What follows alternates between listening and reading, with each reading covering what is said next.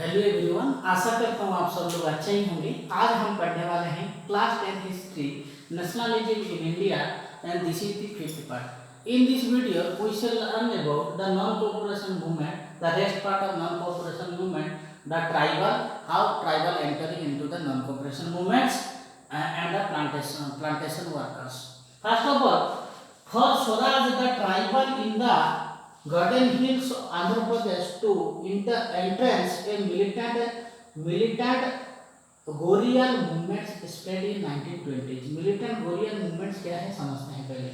Militant गोरियल movements ये है जैसे कि ब्रिटिशर्स को जो ट्राइबल है उन लोग को जंगल के बारे में सब पता है, तो उन लोग को जंगल में बुला लेते थे और बुलाने के बाद उन लोग को कोई भी तरीके का हत्या किया जाता था, प्रॉब्लम में डालते थे। That is called the militant gorilla movements, जो कि 1920s में हुआ था। 1900 जो 10 साल के फर्क है उसमें 20 इसी नाम से लिखा गया। क्वेश्चन आता है ऐसा क्यों करते थे जो ट्राइबल लोग हैं, इसी तरह ऐसा क्यों करते थे। उन लोग ने actually the forest region, the colonial government had close large forest area, यानी कि बड़ा एरिया को उनके कंट्रोल में ले लिया जो ब्रिटिशर से। सिर्फ उतना ही नहीं हुआ, preventing people from entering the forest to graze their cattle और cattle fuel woods and fruits. यानी कि देखिए फॉरेस्ट जो जंगल में आदिवासी लोग रहते थे, जंगल के ऊपर उन लोग का पूरा निर्भर है। लकड़ी कलेक्ट करना बोलिए आप लोग, फ्यूल्स जो है, और आप लोग बोल सकते हैं फ्रूट्स वगैरह कलेक्ट करना, उसी के ऊपर उन लोग को निर्भर करते थे और उन लोग जाने नहीं दिया जाता था। They felt that their traditional rights were being denied। सिर्फ इतना ही नहीं, उन लोग बोले हमारा आर्ट कल्चर ट्रेडिशनल इसको भी डोमिनेट किया जा रहा है ब्रिटिशर्स के माध्यम से, तो उन लोग को भी गुस्सा है।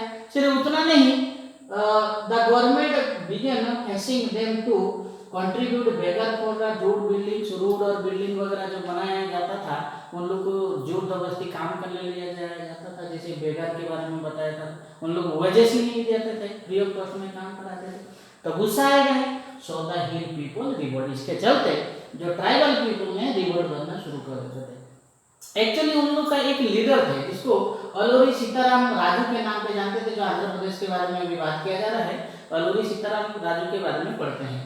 वो अपने आप को क्लेम करते थे, बोलते थे लोगों को, क्या करते थे, he had a variety of special power. उन लोग के पास बहुत प्रकार, उनके पास सीताराम राजू के पास वैरायटी ऑफ पावर है। कौन सा पावर है, ही जो ही correct astrological prediction and help people. वो क्या करते थे, जैसे कि आप लोग बाबा को हाथ दिखाते हैं या कोई लोग आते हैं तो एस्ट्रोलॉट जैसे आप लोग उनको वो आपको देख के ही बता देते थे, उसी प्रकार का एस्ट्रोलॉजिकल पावर उनके पास था करके वो क्लेम करते थे।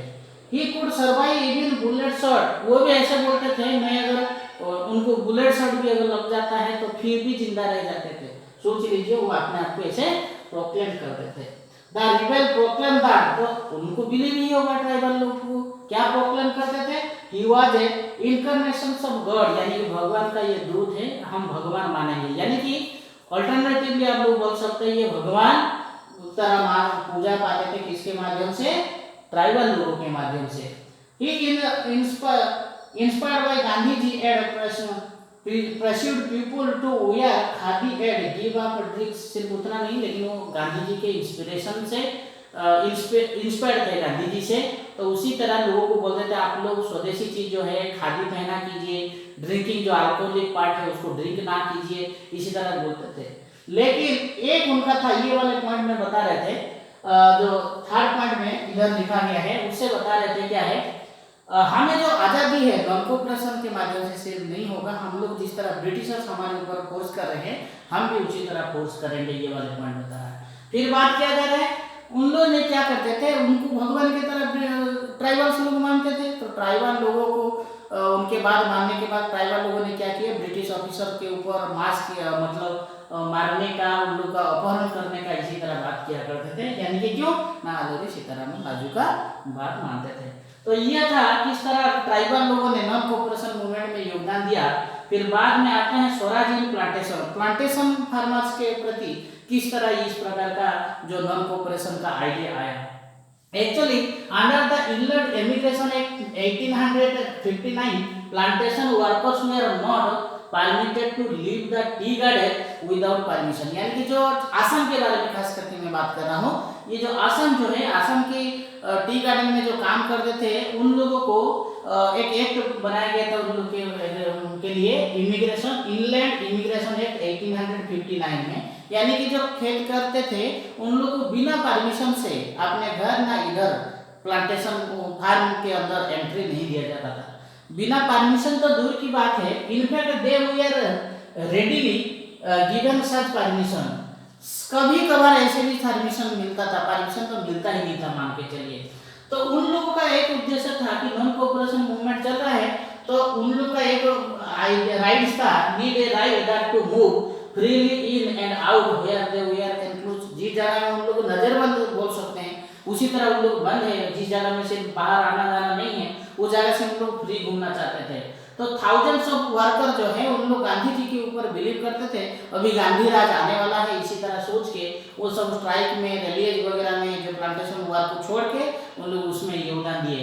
लेकिन हुआ ये कि उन लोगों को बीच में पकड़ लिया गया पुलिस के द्वारा और उन लोग को जेल में डाल दिया गया, मारा गया, घसीट के ले जाया गया, इसी तरह प्रॉब्लम डाल दिया गया।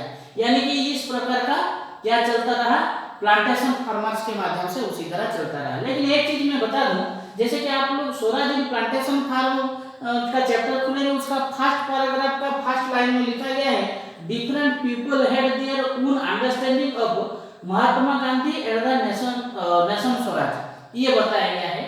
तो यानी कि सभी का सोच है, महात्मा गांधी की तरफ बोलो या नेशन स्वराज की तरफ बोलो, सभी का सोच अलग था। लेकिन एक चीज तो है कि सभी का एक ही उद्देश्य था, नेशनलिज्म का भावना आया और क्या है, नेशन स्टेट का भावना सभी के मन में आया। तो आप लोग को इस तरह अगर क्वेश्चन आया तो सभी के बारे में लिख देंगे, आप लोग ट्राइबल के बारे में लिखेंगे, आप लोग प्लांटेशन फार्मर्स के बारे में लिखेंगे, पीजेंट्स के बारे में लिखेंगे कंट्री साइड, और आप लोग टाउन के लोगों के बारे में लिखेंगे। सब थोड़ा थोड़ा लिख के आपका ये आंसर फुलफिल हो जाएगा। यानी क्वेश्चन आता है ये नॉन कोऑपरेशन मूवमेंट अच्छे से चल रहा था, उसका कल अब क्यों हुआ, बंद क्यों हुआ? ये तो एक प्रकार का नेशनलिज्म का थॉट हमारे देश में लेकर आया था, ऐसा बंद क्यों हुआ? एक्चुअली गांधी जी चाहते थे कि नॉन कोऑपरेशन मूवमेंट जो है इंडिपेंडेंट हमें मिले, लेकिन पीस एंड नॉन वायलेंस के माध्यम से।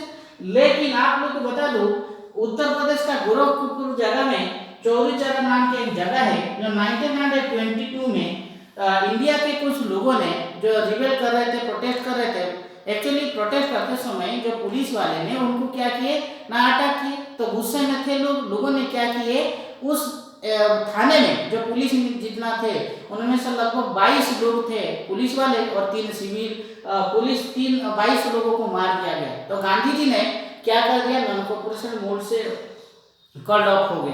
क्यों ना, वो नहीं चाह रहे थे नॉन कोऑपरेशन मूवमेंट या इंडिपेंडेंट हमें इस तरह मिले और ऐसे में मिलेगा भी नहीं, इसके चलते आपका non cooperation movement called off हो गया। नेक्स्ट चैप्टर में हम लोग पढ़ेंगे civil disobedient movement. Thank you so much, like share and subscribe my channel Lesson Digest. जय हिंद।